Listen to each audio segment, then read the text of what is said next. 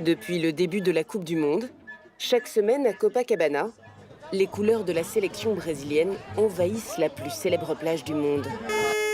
En maillot de foot, bien sûr, en paréo, en éventail ou encore en bien d'autres déclinaisons. Célébrés à chaque victoire, comme ce soir-là, le drapeau brésilien est partout. Pourtant, depuis la Coupe du Monde de 2014 qui a eu lieu ici même, de l'avis de ce vendeur, il ne provoquerait plus vraiment la même ferveur qu'autrefois. Voici le maillot qu'on appelle le petit jaune et il m'a trop déçu. Une équipe qui s'est pris 7 buts contre l'Allemagne en 2014 ne mérite pas notre respect. Ce sont devenus des petites starlettes. Ils ont perdu notre respect. La fédération a été victime de plein de scandales de mauvaise gestion. Les joueurs jouent 2 Coupes du Monde, ne montrent rien sur le terrain et continuent à se la péter. Au-delà du foot, pour de nombreux Brésiliens, 2014 restera gravé dans les esprits comme une Coupe du Monde qui a déchiré tout un pays. No Rio, centenas de manifestantes se reuniram no final da tarde na central do Brasil. Un an avant son lancement, des manifestations éclatent contre les dépenses jugées absurdes pour un mondial de foot. 15 milliards d'euros en infrastructures, soit 5 fois plus que le budget initial, alors que le pays manque d'écoles, d'hôpitaux et de transports publics. Dans les rues de Rio et de São Paulo, le mouvement surnommé le Printemps brésilien est violemment réprimé. Princípio de confusão na altura do Trianon MASP. À l'époque, les manifestations contre la Coupe du Monde se voulaient pacifistes. Mais elles ont vite tourné au cauchemar pour cette professeure de sociologie. Cette place, c'était vraiment le point de ralliement de nos manifestations. Et c'est devenu un endroit où se sont déroulées de nombreuses violences. J'ai couru pour porter secours à un collègue professeur qui était blessé ici, dans cette rue. C'était au moment de la dispersion. Et on voulait rester pour continuer à occuper la place. Il avait pris un tir à balles réelles. Les policiers nous jetaient des bombes lacrymogènes à quelques centimètres de nous. C'était devenu une zone de guerre. Quelque chose qu'on n'avait jamais vu ici avant. On nous avait promis des améliorations sociales avec cette Coupe du Monde. Mais en réalité, la population a surtout gagné de la répression, des détournements de fonds et des évictions. Rebecca de Souza fait partie d'un groupe de 23 manifestants arrêtés et condamnés à plus de 10 ans de prison pour violence contre l'État.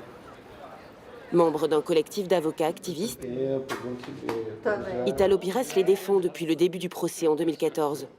Ce n'est qu'il y a quelques mois seulement qu'il a réussi à les innocenter. On faisait partie d'une liste à éliminer.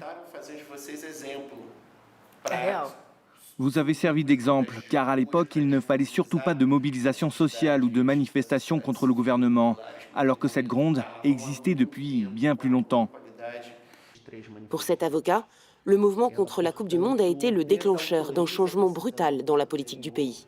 À l'époque, la gauche et la droite se sont disputés cette insatisfaction de la population. Dans tout ce ras-le-bol, sans que personne ne le voie venir, la droite a été plus habile dans sa compréhension du phénomène et a compris qu'elle allait pouvoir capitaliser politiquement dessus. On l'a vu grandir avec la destitution de Dilma Rousseff, l'ascension de Jair Bolsonaro et tout ce que l'on vit depuis.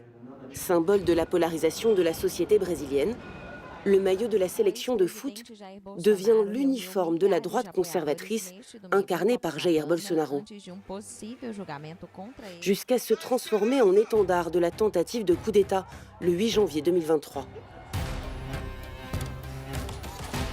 À quelques mois de la nouvelle élection présidentielle, c'est au tour de Flavio Bolsonaro, le fils de l'ancien président, de ne rater aucune occasion de le porter.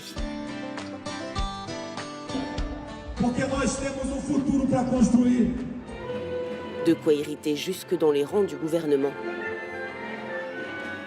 Ce jour-là, à l'inauguration d'une foire de services sociaux, le secrétaire de la présidence fait même un pronostic. Ils ont cru que les couleurs du Brésil étaient à eux, mais ils ont tort. Ceux qui sont les plus patriotes, c'est nous, avec Lula. Et c'est cette équipe qui défend le mieux le peuple brésilien. Et je fais le pari ici qu'on peut gagner une 6e étoile et Lula un 3e mandat et qu'on va pouvoir continuer à transformer notre pays. Merci.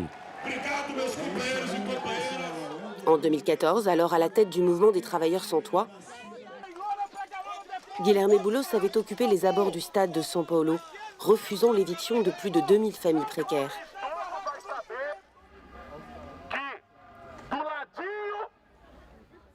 Nous sommes le jour de l'inauguration de la Coupe du Monde et les travailleurs sans toit montrent qu'ils sont là. 12 ans après, comme une revanche, dans la banlieue de la capitale économique, il signe l'inauguration de plus de 85 000 logements sociaux. Des camionnettes de médecins, de dentistes et d'assistantes sociales parcourent comme ici chaque état du pays pour venir en aide aux plus vulnérables. J'ai participé à des mouvements sociaux toute ma vie. Et c'est comme ça que j'ai construit ma carrière à l'époque. Maintenant que je suis au gouvernement, je dois être fidèle à mes origines et tenir mes promesses de l'époque. C'est une question de cohérence. Selon un dernier sondage, 50% des Brésiliens désapprouvent la gestion du président Lula. L'objectif ici est donc surtout de satisfaire les revendications des mouvements sociaux pour les garder fidèles au gouvernement et éviter sans doute ainsi tout nouveau soulèvement semblable à 2014.